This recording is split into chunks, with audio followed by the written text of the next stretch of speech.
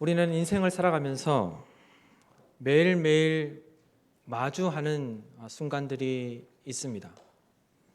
바로 선택의 순간들을 매일매일 그리고 매시간 마주하게 되죠. 우리에게는 항상 선택의 순간이 찾아옵니다.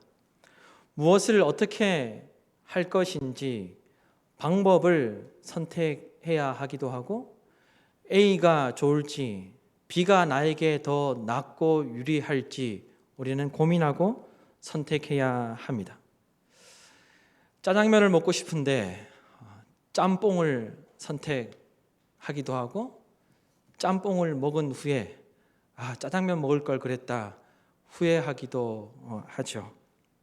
어떤 것을 선택할 때 그 결과를 알지 못해서 선택한 후에 후회하는 경우들이 우리에게 언제든지 나타나기도 합니다.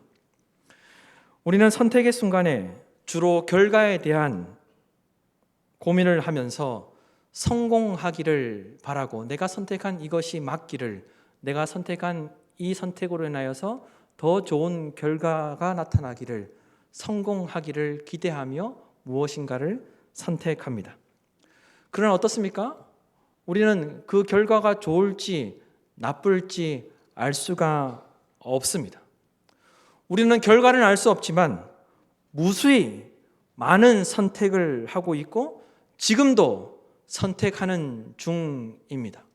예배에 나올 때에도 내가 오늘 예배를 잘 드릴 것이다, 하나님의 말씀에 관심을 갖고 하나님의 말씀을 깨닫기를 원한다, 하나님께 온전히 예배를 드릴 것이다 라는 그런 마음가짐을 선택하고 예배의 자리에 나오는 경우들도 있습니다.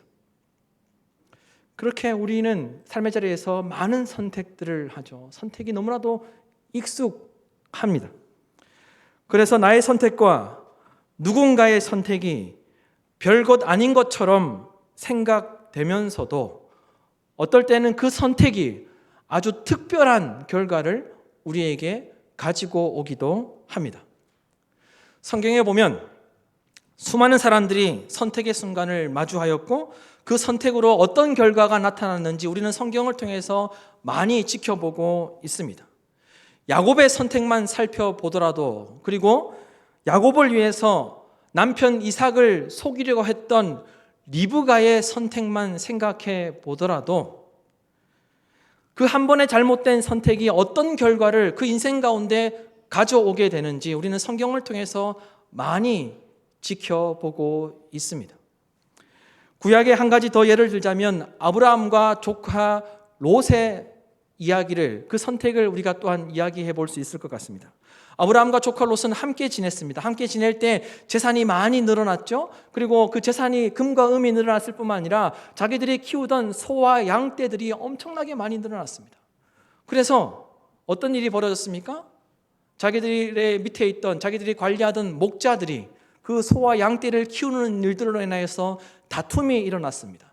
그래서 이제 함께 더 이상 그 소와 양떼를 키울 수 없는 상황이 되었을 때 아브라함이 조카 롯에게 이야기합니다. 네 앞에 넓은 땅들이 많지 않냐? 네가 만약에 좌를 선택하면 나는 우로 가겠다. 네가 만약에 우를 선택하면 나는 좌로 가겠다라고 그렇게 아브라함이 조카 롯에게 이야기합니다. 그때 조카 롯이 요단 땅을 바라보면서 그 요단 땅 가운데 물이 넉넉한 것을 보고, 다시 말하면 환경을 보고 좋은 땅을 보고 먼저 요단 땅을 선택하게 됩니다.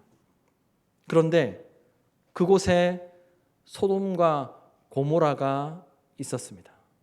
훗날 하나님의 심판을 받게 되어서 이 소돔과 고모라는 멸망을 하게 되고 이 조카 롯도 그 인생 가운데 아주 큰 어려움과 위기를 겪게 되죠.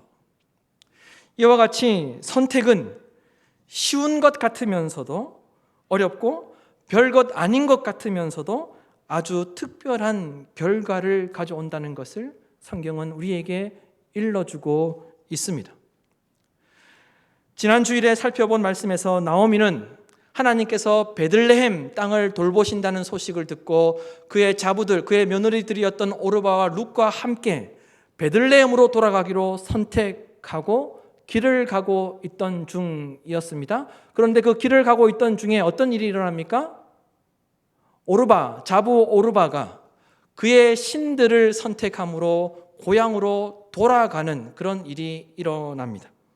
오르바는 그의 고향, 그의 신들에게로 돌아가는 선택을 함으로 나오미를 떠나게 되었죠. 지난주에도 말씀드렸지만 이와 같은 이 선택을 하였을 때 이 나오미의 후손이 누구였다고 말씀을 드렸습니까? 다윗이요. 오르바의 후손이 누구였다고 말씀을 드렸습니까? 골리앗이었다고 말씀을 드렸죠. 골리앗. 이와 같이 우리가 무엇을 선택할 때 판단 기준이 우리의 형편이 되느냐, 그렇지 않으면 주변의 환경이나 상황이 되느냐, 그렇지 않으면 신앙이 되느냐는 너무나도 중요합니다. 전혀 다른 결과를 가져오기 때문에 우리가 어떤 선택을 하느냐, 어떤 마음으로 어떤 선택의 기준을 가지고 선택하느냐는 너무나도 중요한 것이죠. 오늘 루세 선택을 살펴보면서 이 시간 주님의 음성을 듣게 되는 복된 시간이 되기를 간절히 소망합니다. 나오미는 루세에게 오르바가 떠났으니 너도 너의 동서를 따라 돌아가라 라고 다시 선택을 강요하는 모습을 오늘 말씀 속에서 우리가 발견할 수 있습니다. 본인이 이방 땅에서 이방인으로 서럽고 외로운 삶을 살아보았기 때문에 룻이 이방 땅에서 사는 것이 힘들 것이라 알았기에 그 자부 룻에게 너는 너의 고향으로 너의 신들에게로 돌아가라라고 그렇게 강력하게 권면하였던 것입니다. 그러나 룻은 어떤 선택을 합니까? 16절에서 17절 말씀을 보십시오. 16절에서 17절 말씀을 다 같이 읽도록 하겠습니다. 룻이 이르되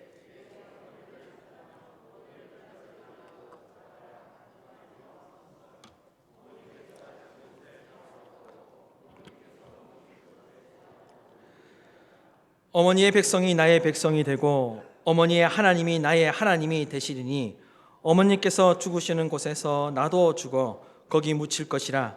만일 내가 죽는 일 외에 어머니를 떠나면 여호와께서 내게 벌을 내리시고 더 내리시기를 원하나이다 하는지라. 아멘.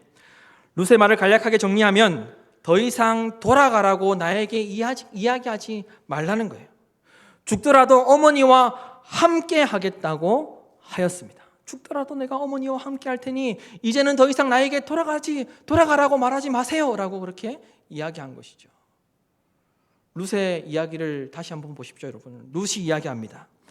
어머니가 사시는 곳에, 어머니께서 머무시는 곳에 어머니의 백성이, 어머니의 하나님이, 어머니께서 죽으시는 곳에 내가 죽는 일 외에 어머니를 떠나는 일이 있다면 이라고 이야기합니다. 룻은 어머니와 함께 어머니를 위해서 지금 룻은 어머니와 자신을 완전히 하나가 되도록 묶었습니다. 룻기 1장 14절 말씀에 보면 붙쫓았다라고 그렇게 룻이 나오미를 붙쫓았다라고 그렇게 설명하고 있는데 이 붙쫓는 모습이 바로 이런 모습입니다. 하나 되고자 했던 겁니다.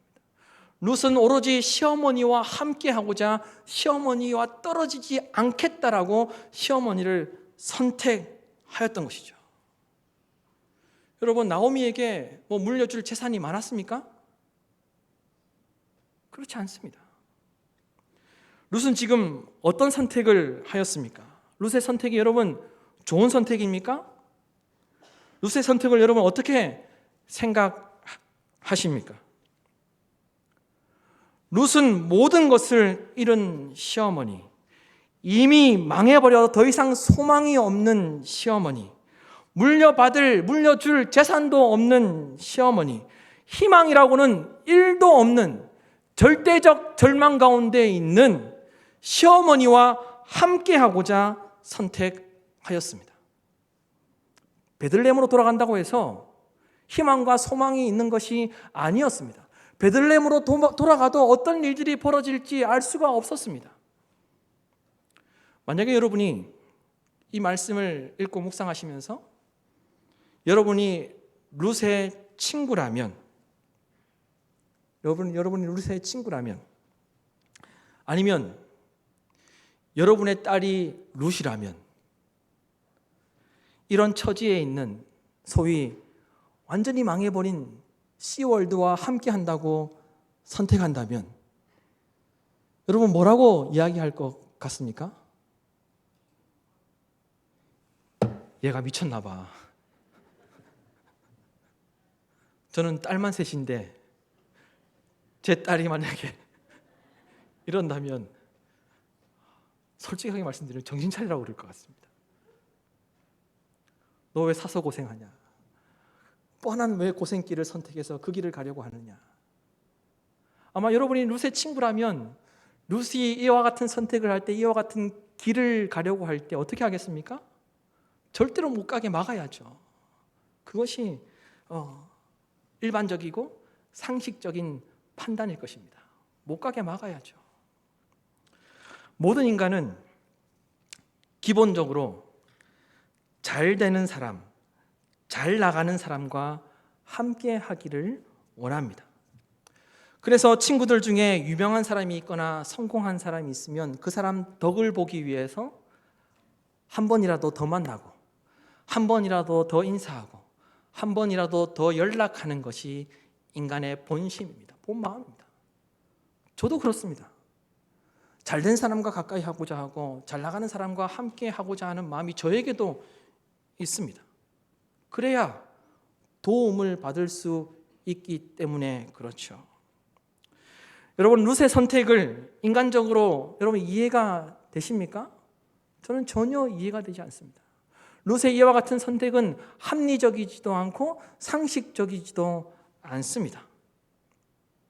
그러나 룻은 이와 같은 선택으로 당장 눈에는 보이지 않았지만 하나님의 놀라운 인도하심과 감당할 수 없는 위대한 은총을 누리게 되죠. 하나님께서 룻을 통하여서 놀라운 역사를 만들어 가셨습니다.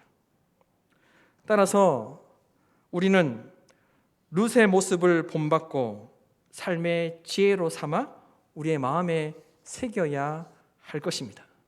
그리하여서 우리에게서 룻의 모습이 나타남으로 말미암아 하나님께서 저와 여러분을 통하여서 놀랍게 역사하시는 은혜와 은총이 나타나기를 간절히 소망합니다.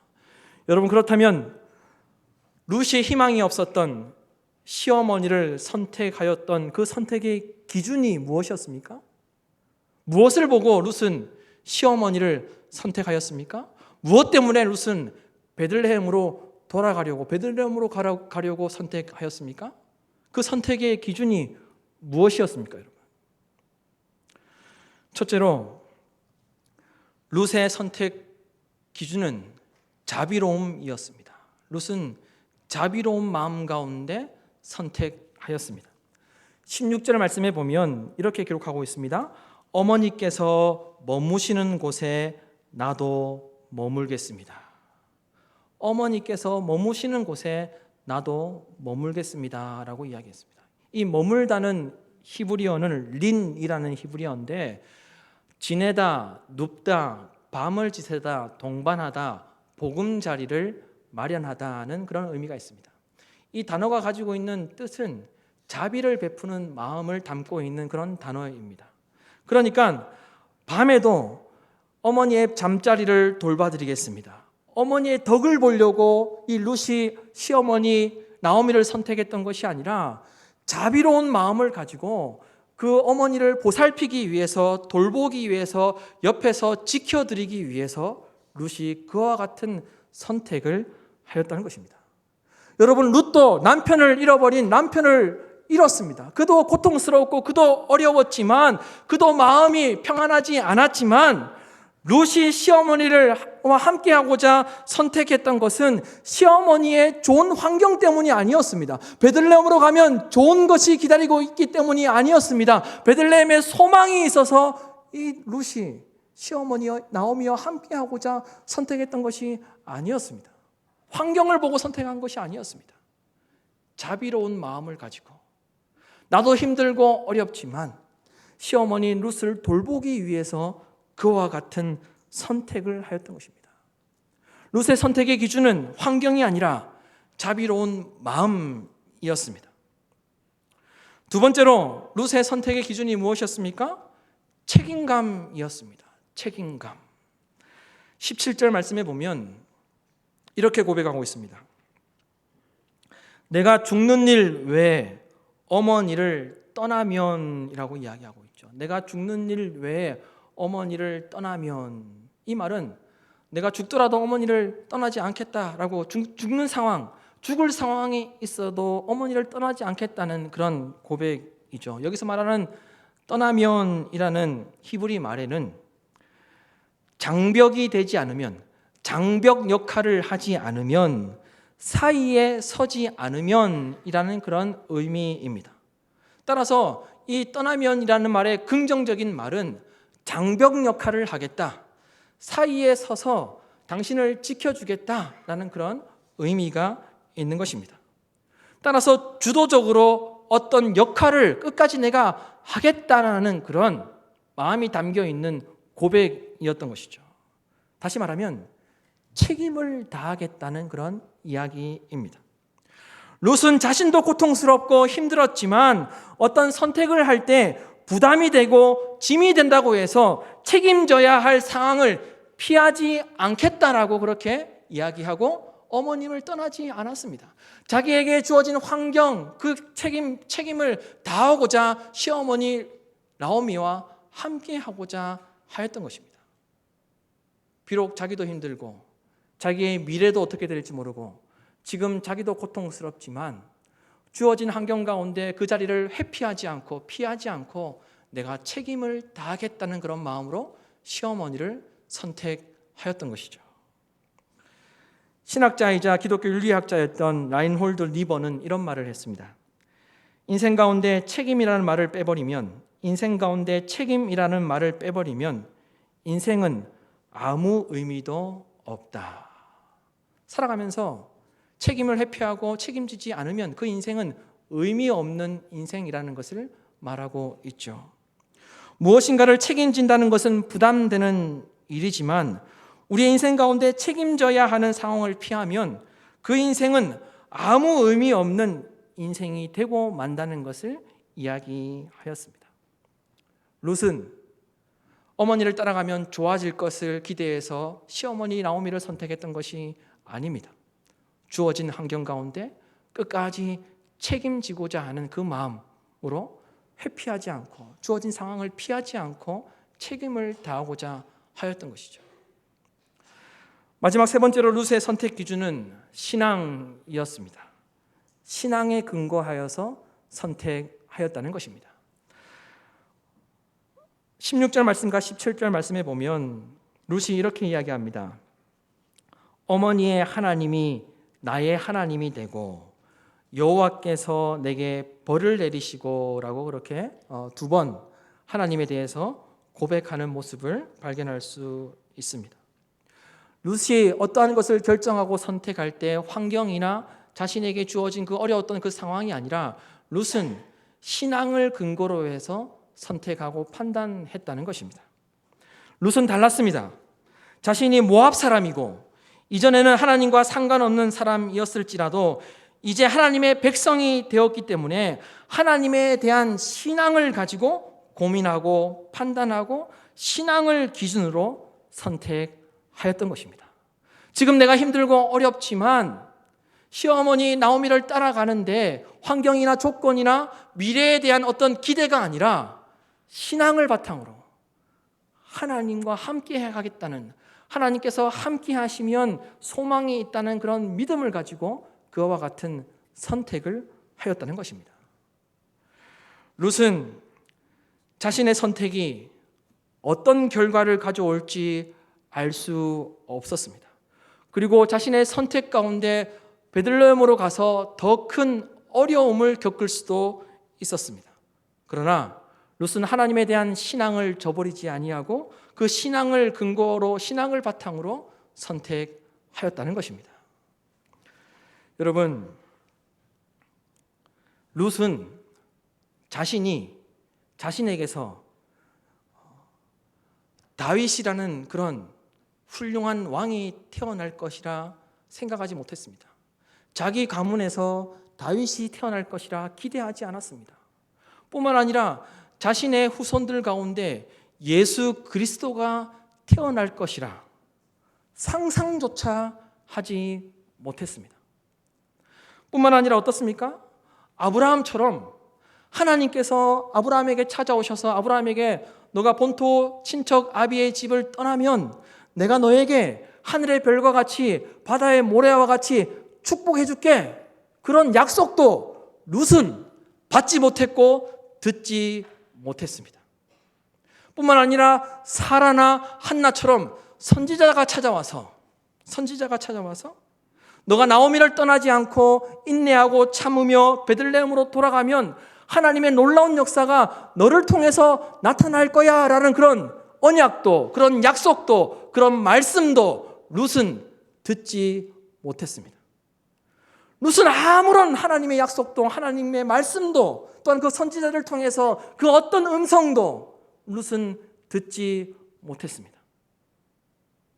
누군가가 너 나오미 이를 떠나지 않고 베들레헴으로 돌아가면 그것을 선택하면 너 복 받을 거야 라고 이야기를 해줬으면 좋겠는데 룻은 전혀 그런 이야기를 듣지 못했습니다.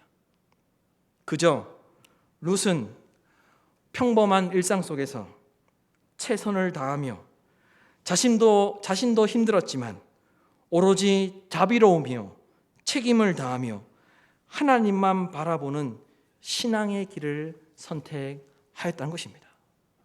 하나님께서 음성을 들려주셔서 아니면 선지자를 통해서 너가 나오미를 버리지 않고 베들레헴으로 돌아가고 참고 인내하면 너가 복될 것이라는 그런 말씀을 듣지 못했지만 그저 룻은 삶의 자리에서 자비로운 삶을 살았습니다. 주어진 환경 가운데 최선을 다하며 살았습니다. 힘들고 어렵지만 하나님을 저버리지 아니하고 신앙을 근거로, 신앙을 바탕으로 선택하며 살았습니다. 여러분, 룻의 인생이 어떻게 되었습니까? 망해버린 시어머니와 함께 하기로 선택하였을 때, 더 어려운 환경을 선택하였을 때 룻의 인생이 망했습니까?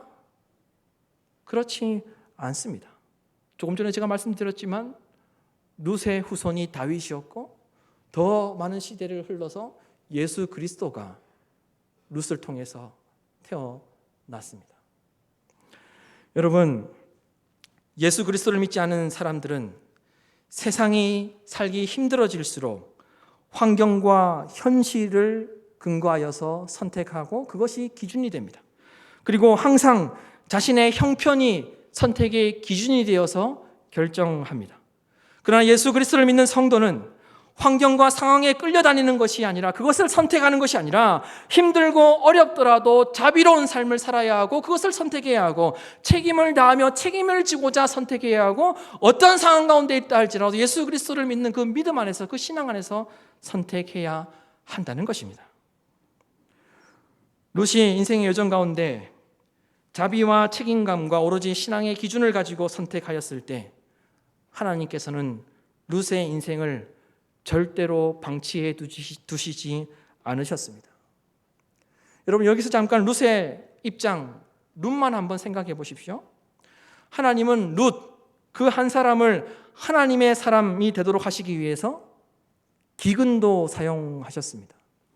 하나님께서는 룻, 이 한 사람이 하나님의 사람으로 돌아오도록 하시기 위해서 룻으로 하여금 하나님의 역사를 이루어 가시기 위해서 여러 환경들을 사용하셨습니다. 자연도 사용하셨고 한 인간의 가정도 사용하셔서 룻이 하나님의 사람으로 하나님께 쓰임받도록, 하나님의 역사에 쓰실 수 있도록 하나님은 모든 것들을 활용하셨고 사용하셨다는 것입니다. 지금도 하나님께서는 동일하게 우리의 인생 가운데 동일하게 우리의 인생을 인도하시고 우리의 인생 가운데 동일하게 역사하시는 줄로 믿습니다. 따라서 우리가 룻처럼 자비로운 삶을 선택하여 살고 내가 힘들고 어렵다 하더라도 책임을 회피하지 아니하고 책임을 다하고자 선택할 때, 그리고 하나님을 바라보며 신앙을 저버리지 않겠다고 선택할 때 하나님께서는 저와 여러분을 통해서 하나님의 놀라운 역사를 이루어 가실 줄로 믿습니다. 나오미가 베들레헴에 거의 도착하였을 때 온 동네가 들썩거렸습니다. 지난번에 말씀드렸지만 엘리멜렉과 나오미는 그 베들레헴에서 좋은 가문이었고 존경받는 사람이었기 때문이죠. 그리고 그 베들레헴을 떠날 때 나오미가 고백하고 있는 것처럼 많은 재산을 가지고 나갔는데 돌아올 때에는 모든 것을 잃고 나오미만 돌아왔기 때문에 모든 동네 사람들이 놀랐습니다. 충격받았습니다. 그래서 나오미가 먼저 자신의 처지와 자신의 형편과 자신의 상황을 먼저 이야기하죠. 그런데 우리는 여기서 나오미의 고백 속에서 눈에 보이지 않지만 분명하고 선명하게 인도하시는 하나님의 섭리를 또 발견할 수 있습니다. 여러분 20절에서 21절 말씀을 보십시오. 다 같이 읽도록 하겠습니다. 나오미가 그들에게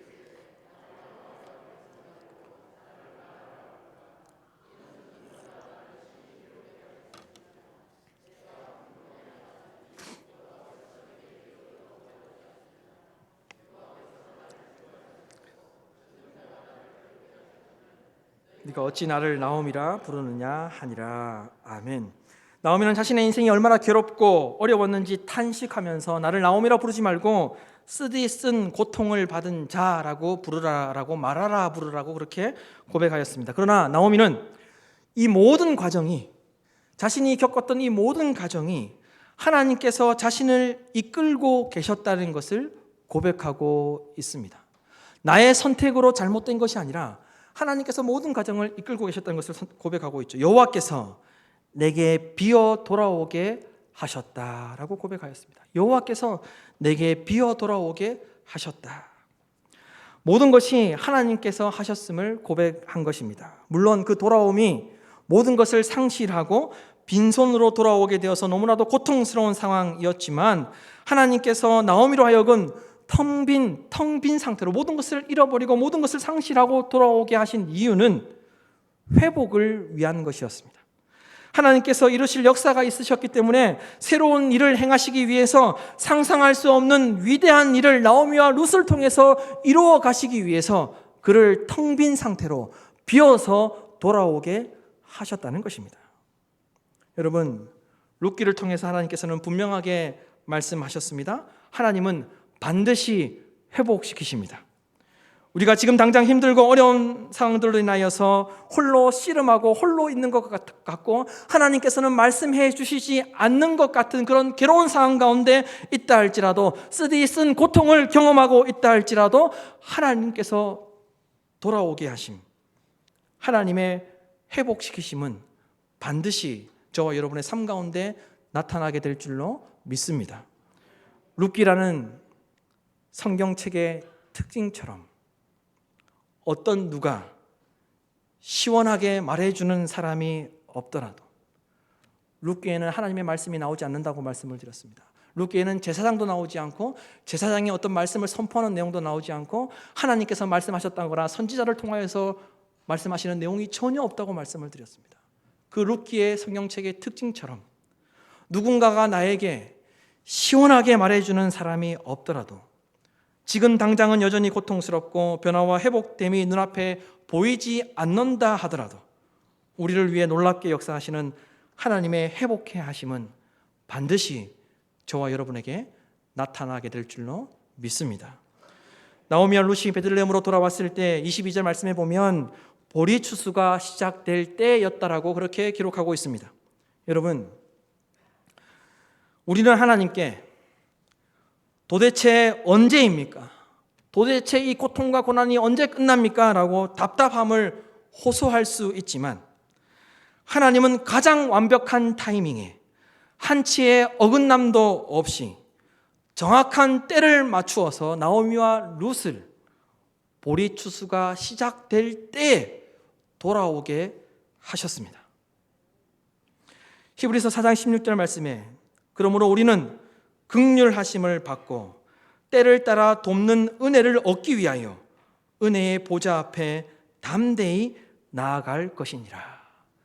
때를 따라 돕는 은혜를 얻기 위하여 은혜의 보좌 앞에, 하나님 앞에 나오면 하나님께서 때를 따라 도우시는 은혜를 저와 여러분에게 베풀어 주실 줄로 믿습니다.